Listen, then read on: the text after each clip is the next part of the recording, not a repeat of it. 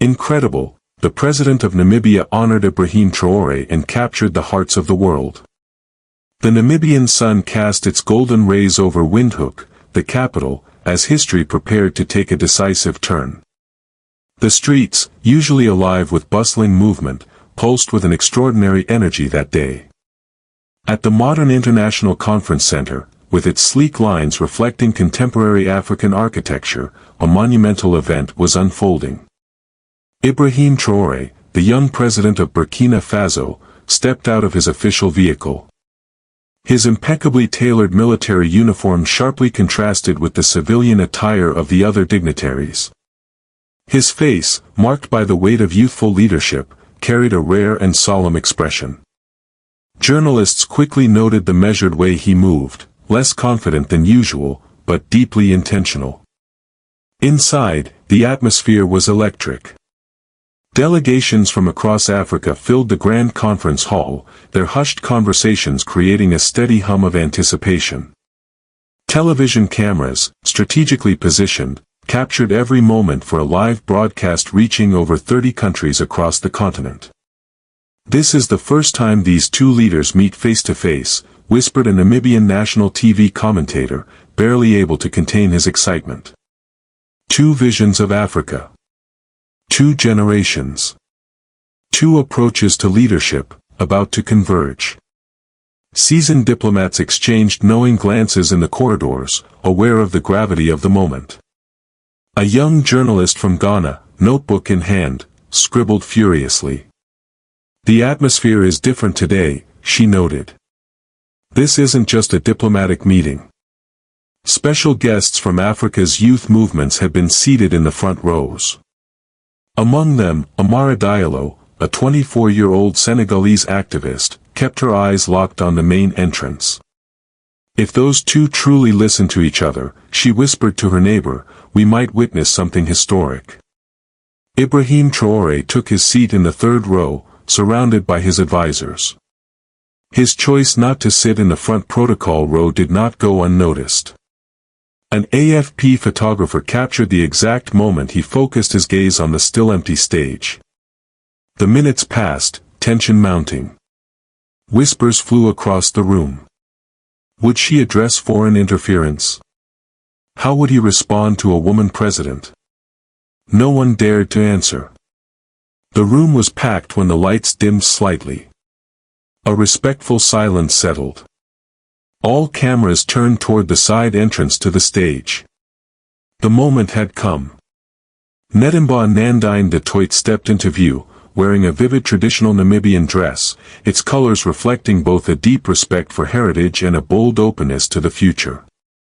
Her commanding presence stood in contrast to her gentle, grounded walk. Spontaneous applause erupted from the audience. Quickly brought under control by protocol officers, all eyes turned toward Traoré. His expression remained unreadable. A cameraman zoomed in, capturing the exact moment of their first meeting, an image that would later be replayed and analyzed by international media outlets hundreds of times. The master of ceremonies, a well-respected diplomat from Botswana, stepped up to the microphone. "Ladies and gentlemen, Her Excellency Madame Netimbo Nandine du Toit, President of the Republic of Namibia." The entire room held its breath. Time seemed to stand still. Everyone present knew they were witnessing a moment that could reshape intra-African relations. Although officially prohibited, mobile phones were discreetly recording. Social media lit up in real time under the trending hashtag #AfricanLeadership, a sign of the global impact this encounter was already creating. Tension filled the air like a storm waiting to break. The world was watching. What would happen next? Would two visions of Africa collide, or, perhaps against all odds, finally converge? Netimbo stepped toward the microphone. Her speech notes were laid out carefully before her. Her gaze scanned the room, pausing briefly on Ibrahim Traoré. A slight, enigmatic smile appeared on her lips. Was it a signal of hope or challenge? No one could say for sure. The microphone crackled softly as she began to speak. Her voice was clear and composed, and the hall fell silent. I still remember the cold floor beneath my bare feet as I followed my mother. She cleaned the homes of colonial families during apartheid. These first words, spoken without notes, froze the audience in place. Even Traore, who had maintained a stoic expression until then, tilted his head slightly forward, intrigued. I was 12 years old, she continued, when I found a book hidden in the closet of one of the houses where my mother worked. It was a biography of Thomas Sankara. That day, I nearly got arrested, not for stealing, but for daring to read. For daring to dream of a different Africa. A ripple of emotion swept through the room. Journalists scribbled furiously, knowing that every word she spoke would go down in history. In his seat, Traore gripped the armrests of his chair, subtly but noticeably. Today, she said, I stand before you not as a victim of history, but as its conscious heir. Namibia, like Burkina Faso, carries in its bones the scars of colonization. But also, the seeds of rebirth. She paused, her eyes searching the audience. Our people are not asking for miracles. They are not begging for saviors. What Africa needs is not more promises, but memory. The memory of the ones already broken. Not new heroes, but justice for the ones who fell. Not grand speeches, but the daily courage it takes to rebuild. The cameras turned once again to Traore. The mask of impassivity on his face had started to crack. His usually piercing eyes now seemed glazed with restrained emotion.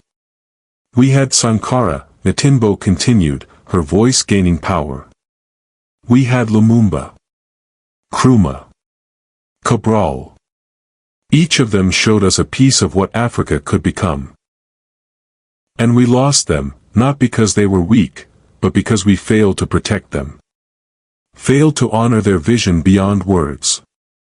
Then she turned directly to Traore and delivered the words that would echo across the world. The true enemy of Africa is not the West, it is forgetting. Forgetting our promises. Forgetting our shared dreams. Forgetting our power to unite despite our differences. An aide leaned in toward Traore. Concerned by his sudden stillness, one aide leaned toward him and whispered, Your Excellency, are you all right? With a slight wave of his hand, Ibrahim Traoré motioned to be left alone.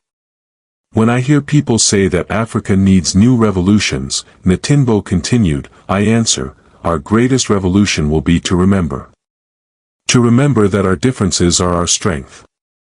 That our diverse voices create one shared melody. That our different paths all lead to the same destination.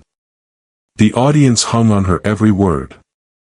Emotion flickered even in the translation booths, interpreters struggled to keep their voices steady.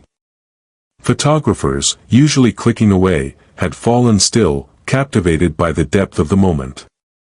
To those who believe African unity is a naive dream, I say, look at this room. Look at our faces. Listen to our different accents. Observe the traditional garments from every corner of the continent. Is that not already a form of unity? Isn't this proof that we can sit together, listen, and understand one another? She paused, this time longer than before. Her eyes met Traore's once more, this time filled with a quiet, almost maternal warmth. True strength does not reside in our weapons, nor in our wealth, nor even in fiery speeches, she said gently. It resides in our ability to remember. To unite. To transform our wounds into bridges, not into walls. Her final words echoed like thunder through the silent room. Africa does not need to be saved. It only needs to remember that it has always had the power to save itself. A young Congolese activist sitting in the front row let out a stifled sob. An Ethiopian photographer wiped away a tear while still focusing her lens. In his seat, Ibrahim Traoré had remained motionless. But now, his eyes glistened, not with political resolve, but with something deeper. A quiet light stirred behind them. Then the applause erupted, crashing like a tidal wave across the conference hall. The crowd rose as one. And still, Traore did not move. He sat there, as if frozen by the weight of the words he had just heard. A reporter from Radio France Internationale, seated near the Burkinabe delegation, whispered into his microphone. An extraordinary scene is unfolding before us. President Traore, known for his fiery charisma, appears completely struck, nailed to his chair. I've never seen such an expression on his face. Seconds passed, stretched into eternity. Cameras panned between the standing ovation and the unmoving figure of the young leader. His aide-de-camp leaned forward, clearly worried, but was stopped by a nearly imperceptible gesture from Traore. Then, finally, with deliberate slowness, Ibrahim Traoré rose to his feet. His usually firm hands trembled slightly as he brought them together to applaud. The lenses of every camera in the room zoomed in, and caught the image that would soon circle the globe. A single, glistening tear rolled down the cheek of the military leader. "Oh my God, he's crying," whispered a Portuguese translator, forgetting her mic was still live. Her voice was broadcast across multiple networks. That unscripted moment became one of the most shared clips on social media in the hours that followed. President Netimbo Nandine du Toit, after gracefully acknowledging the crowd, stepped down from the stage. Her walk across the room seemed preordained, every step leading her straight to Ibrahim Traoré. The room grew silent once more. Every person held their breath, watching history unfold. She stopped in front of him, her face radiant with calm dignity. Without hesitation, she extended her hand. Time stood still. Photographers, hands tense on their shutters, waited for the moment. Traoré looked at her hand. Her hand remained extended, tense, for what felt like an eternity. Then, in a gesture that would be analyzed for weeks, Ibrahim Traoré took it in his own. It wasn't a standard diplomatic handshake. His fingers lingered, as if searching for something deeper, perhaps strength, perhaps connection. "You said," he began, his voice unexpectedly moved, "you said what I've never known how to say." Spoken in French, his words were instantly translated into all the official languages of the conference. A Swahili translator, overwhelmed by emotion, dropped her microphone. The loud clatter echoed through the hall, but no one noticed. Everyone was too captivated by the moment unfolding before them. Suddenly, like a rising wave, a chant began rippling through the crowd. African unity. African unity. It started with a few voices, then spread to dozens, then hundreds. The young activists in the front row stood on their chairs, eyes brimming with tears. Ibrahim Traoré, still holding Netimbo's hand, brought his other hand to his chest, a traditional gesture in his country, symbolizing the deepest respect. The meaning was instantly understood by all. A young Kenyan journalist, hands trembling from emotion, managed to record the moment the two leaders exchanged a look of rare intensity. Later, she would tell her colleagues. "In their eyes, I saw the Africa we all dream of building." Traoré's advisors, accustomed to his fiery speeches and passionate energy, watched in stunned silence. One of them quietly scribbled in a notebook. "Today, the president's silence speaks louder than all his speeches." The moment stretched on. No one dared to interrupt it.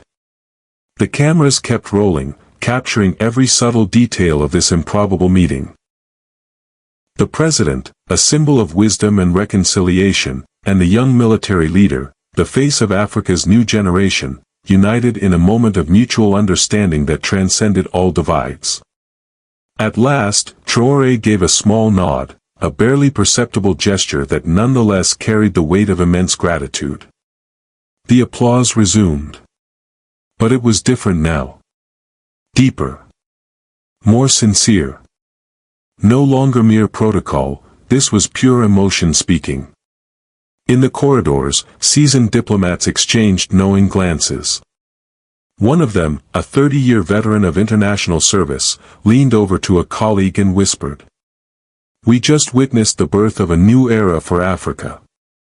In the hours that followed the historic encounter between Netimbo Nandine du Toit and Ibrahim Traoré, the global media landscape was transformed.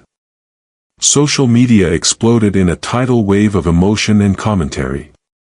"This is the speech of the century," proclaimed millions of viewers, from Cairo to Cape Town, Paris to Beijing. The video of the event spread like wildfire. Within just 24 hours, it surpassed a staggering 100 million views. Hashtags like #AfricanUnity and #NetboEffect dominated trending charts across every platform.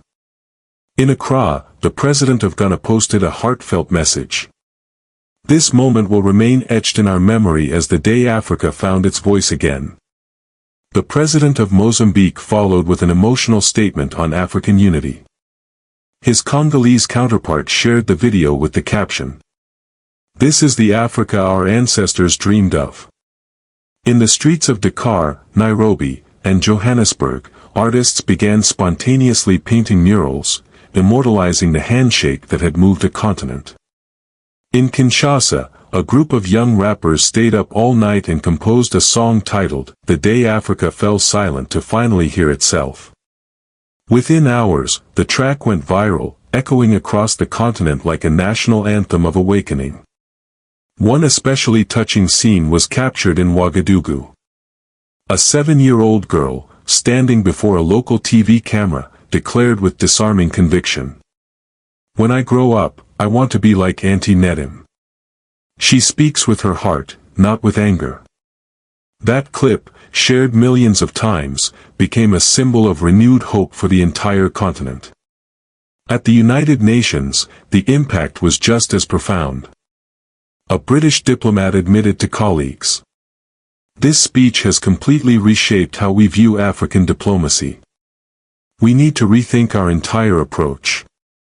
In the hallways of the UN, conversations buzzed with this new paradigm of African leadership. But it was an unexpected revelation that added even more depth to this already historic moment.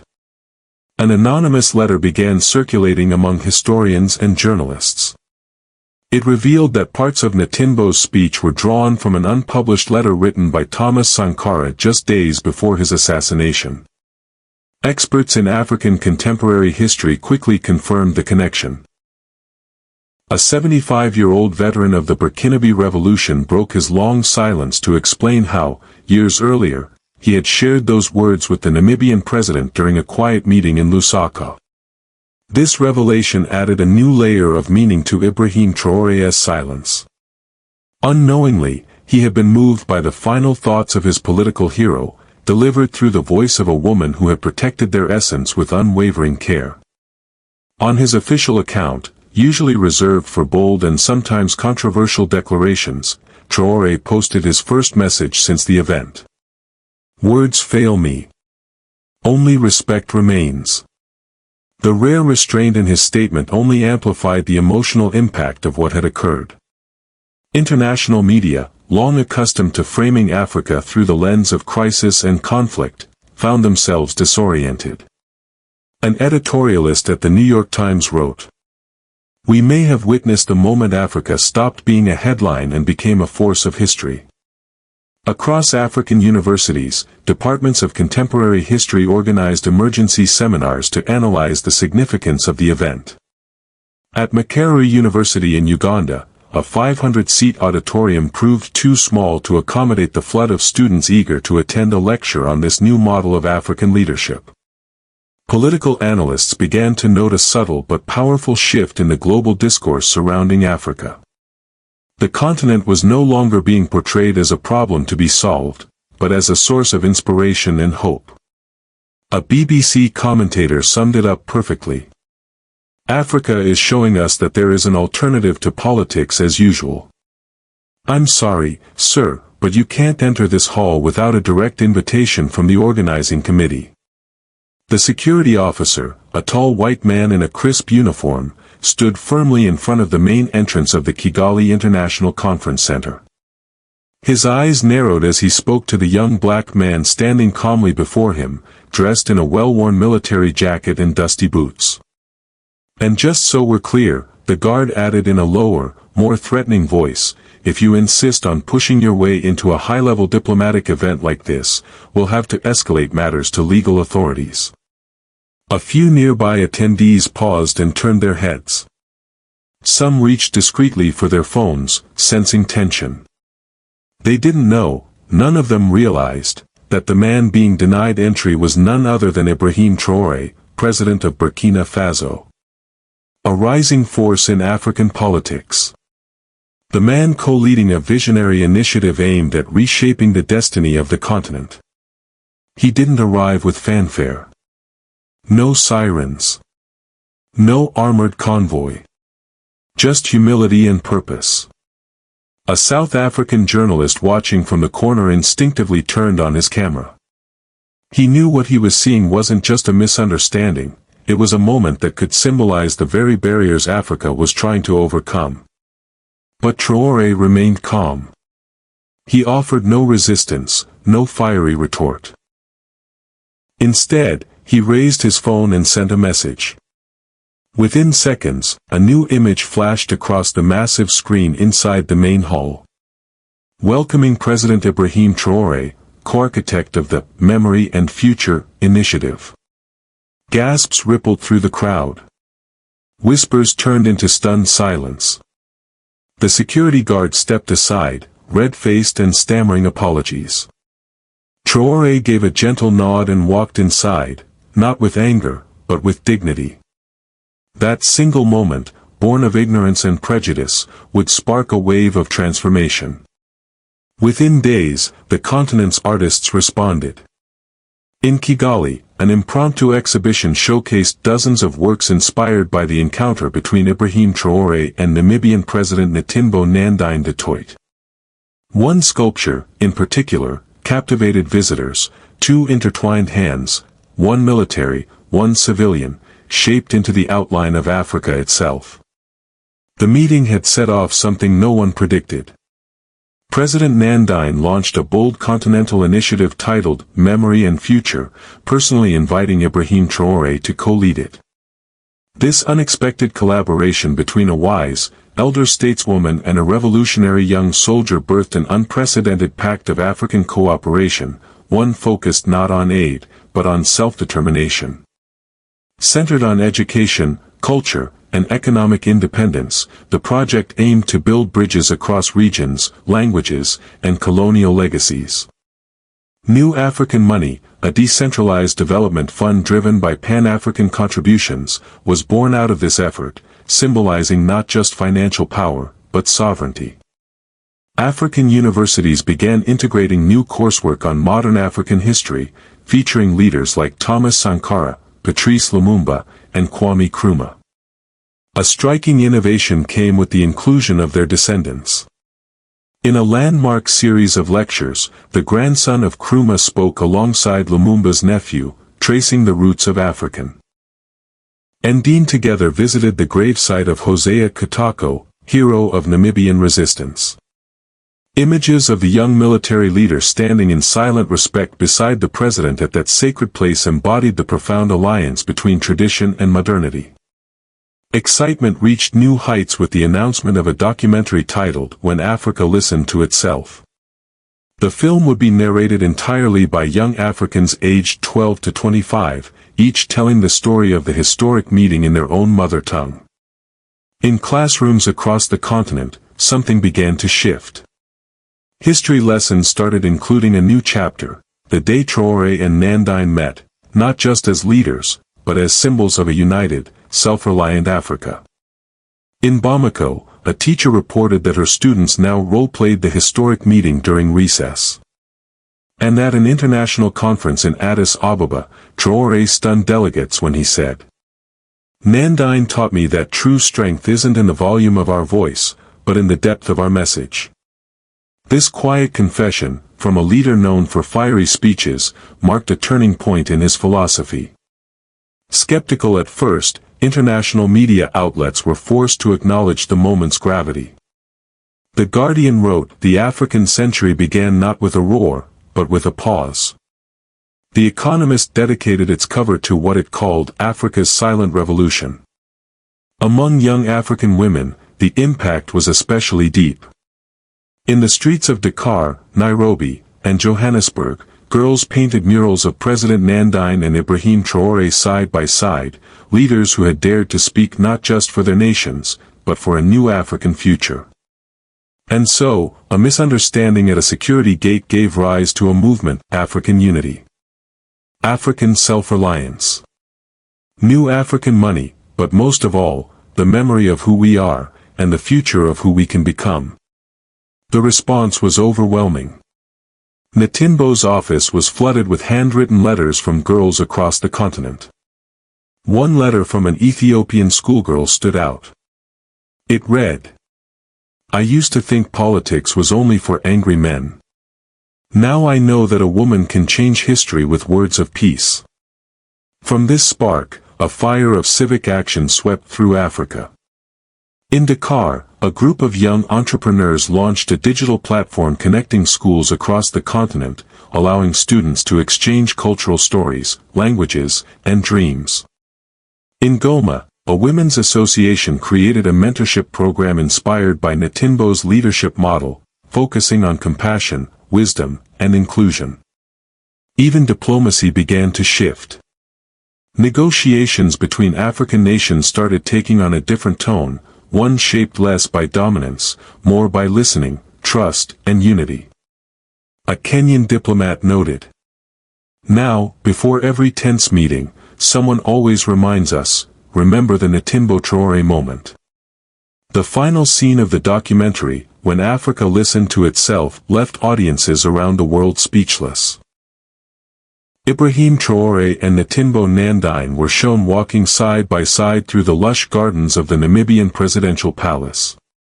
They said nothing, just exchanged knowing smiles. The narrator, a young girl from Rwanda, closed the film with a simple line. "Sometimes one sentence can change a man, sometimes one silence can change a continent." That meeting, between two leaders from opposite ends of experience, gender, and generation, had become more than history. It became a reference point. A turning point. Political analysts began speaking of the windhoek effect, those rare, sacred moments when silence and listening break the pattern of conflict and transform the nature of politics. But perhaps the most lasting legacy wasn't in the headlines or documentaries. It was in the minds of Africans themselves. A quiet shift had begun in how people across the continent saw their own potential, not as victims of circumstance, but as authors of change. As builders of unity. As agents of African self-reliance. A Senegalese university student summarized it best in his thesis. "That day, we didn't just witness a meeting between two leaders, that we discovered a new way of being African." Kigali was unusually quiet that morning.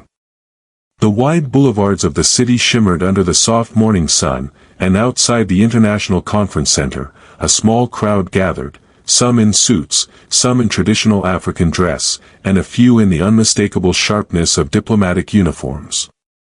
Inside, African leaders from across the continent were preparing for a once-in-a-generation summit, one intended not only to discuss economic and political cooperation but to redefine Africa's relationship with itself.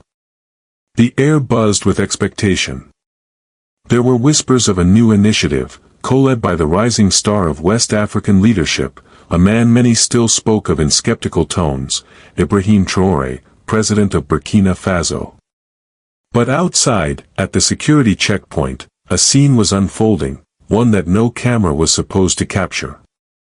"I'm sorry, sir, but this event is for invited officials only," the security guard said, crossing his arms. His tone wasn't aggressive, but it held something cold, something quietly dismissive. The man he spoke to, tall, dressed in modest military fatigues with no visible insignia, remained still. His dark eyes scanned the entrance behind the guard, then returned to the man's face. Calm. Steady. I am on the list, the man replied. Then show me credentials, the guard snapped. A beat passed. No ID, no entry. I don't care who you say you are. If you don't step back, we'll have no choice but to involve legal action. Others in line began to watch. Some raised their eyebrows. A few began to whisper. The man didn't move. There was no grand gesture, no shouting match. Instead, he pulled a simple phone from his pocket and sent a message. 60 seconds later, the massive LED screen above the conference hall's entrance lit up with a formal message. Welcome. Ibrahim Traoré, President of Burkina Faso, co-architect of the Memory and Future Initiative. Gasps. Silence. Shock spread like wildfire. The security guard's face drained of color. Around him, whispers turned to apologies. And the man, who had just been dismissed like a nameless protester, nodded once and stepped forward into the building. The cameras that missed his arrival would soon chase every word he spoke. That was the moment the world began to listen. The lesson of silence, how Ibrahim Traoré sparked a new African awakening. Part 1, The Encounter. Kigali was unusually quiet that morning.